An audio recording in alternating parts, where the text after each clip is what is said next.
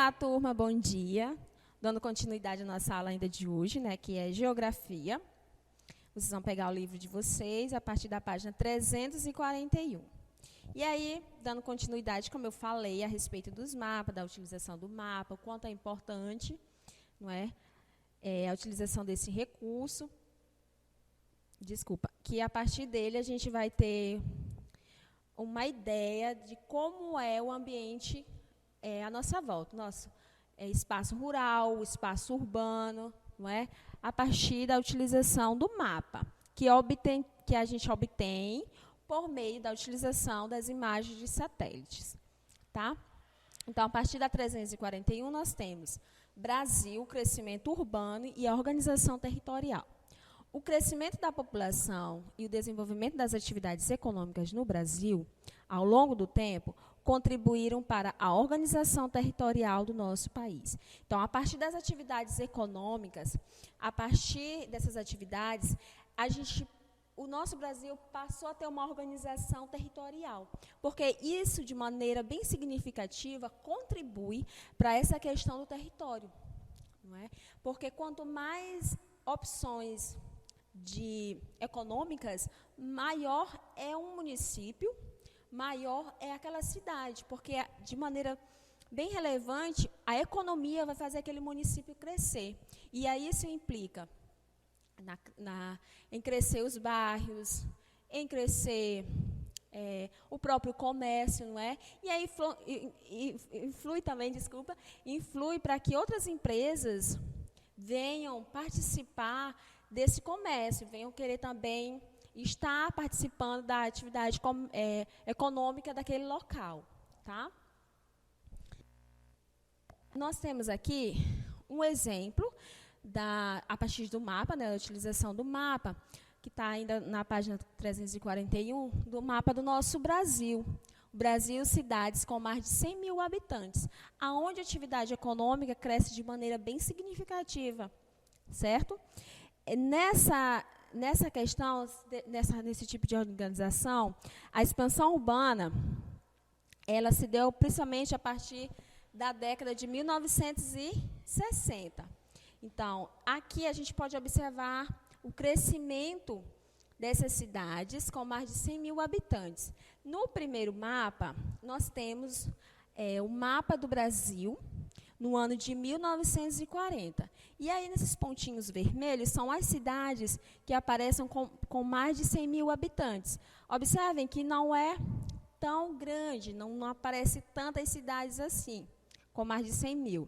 Aí a gente pode ver algumas ali na Bahia, ou melhor, no Pará, no Ceará, na Bahia também, mas aqui em Pernambuco, não é? Minas Gerais, Rio de Janeiro. Tá. Aí, isso é 1940. Lá no mapa da década de 1980, a gente já vê esses pontinhos vermelhos, muito mais deles, não é? Na expansão do nosso território. E a gente pode observar que tem uma parte dos estados do norte que ainda não está com essa população em grande crescimento. Não é como a gente pode ver aí, vocês podem observar no mapa de 1980, o estado do Acre e parte do Mato Grosso.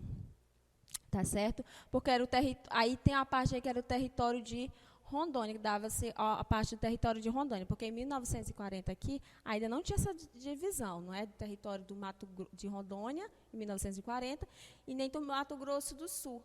Aí aqui em 1990, aliás, em 1980, a gente já vê o Mato Grosso do Sul e o território de Rondônia, tá certo?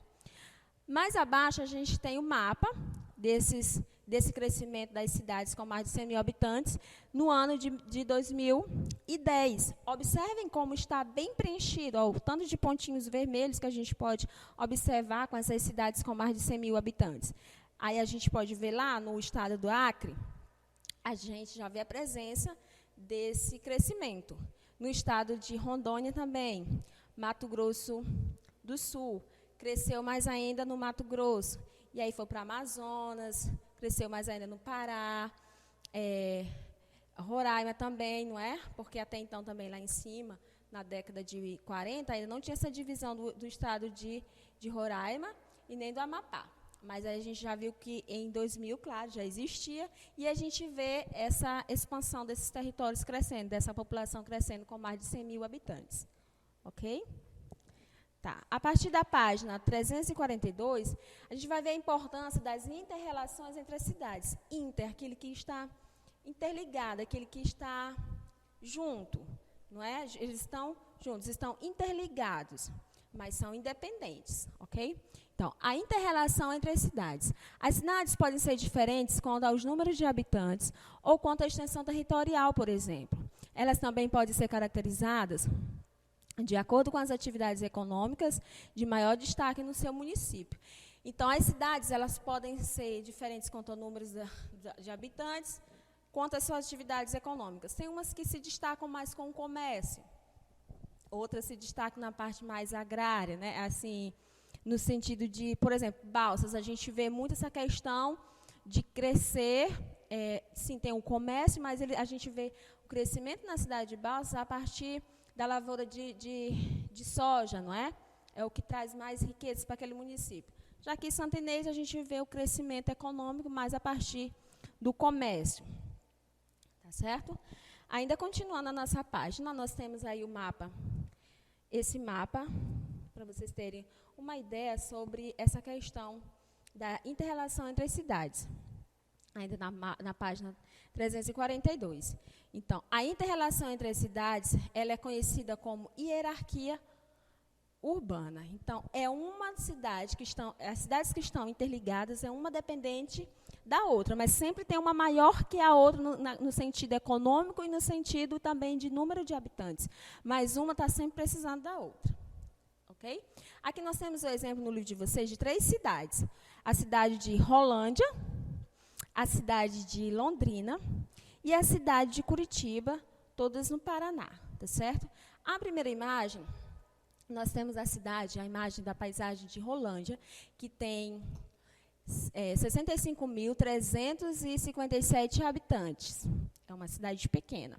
Mas Rolândia está interligada à cidade de Londrina, que tem 563.943 habitantes. Então, habitantes. Essa cidade de Rolândia, ela está interligada à cidade de Londrina, onde tem mais chances de trabalho, onde tem mais chances de estudos. Por sua vez, os habitantes, nós temos a cidade de Curitiba, que já é a capital, não é? E aí, os moradores da cidade de Londrina já vão ser interligados à cidade de Curitiba, não é?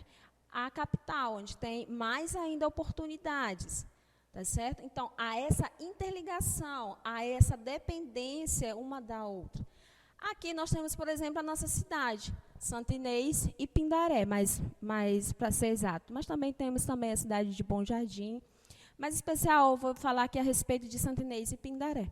Existem muitos moradores de Pindaré que trabalham aqui em Santa Inês, como também tem os de Santa Inês que trabalham em Pindaré, mas, na sua maioria, são os de Pindaré que vêm trabalhar em Santa Inês. Por quê? Aqui tem mais oportunidade quanto ao emprego, quanto aos estudos, não é? Então, os moradores de Pindaré, na grande maioria, eles vêm para cá trabalhar e estudar.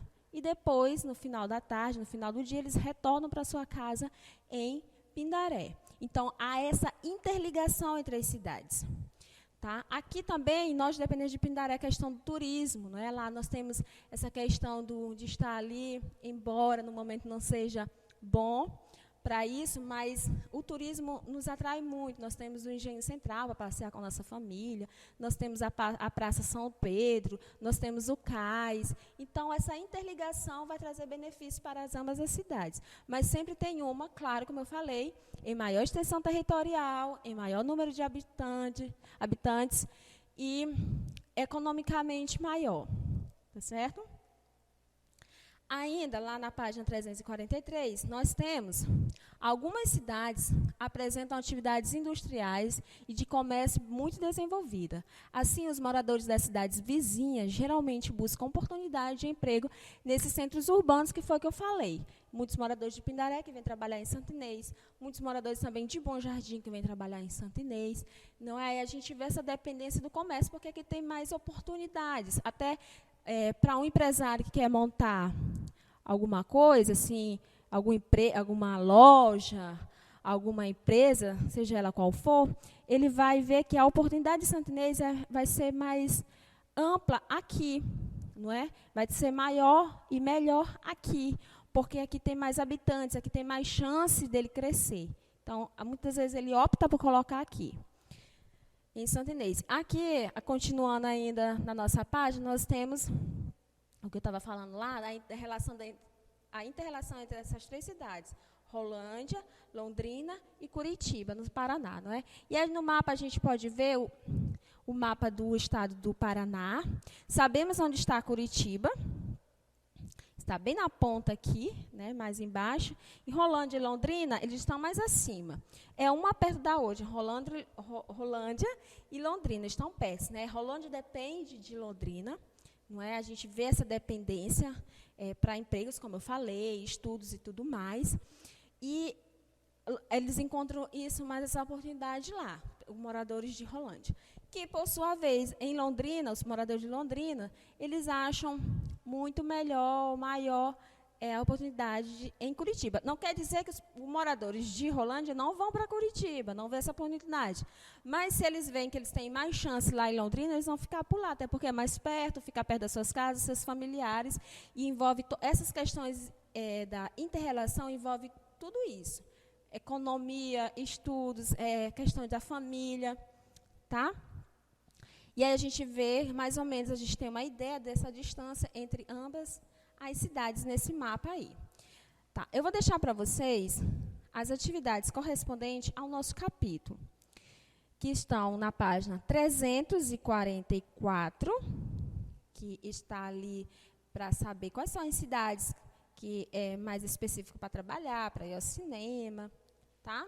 344.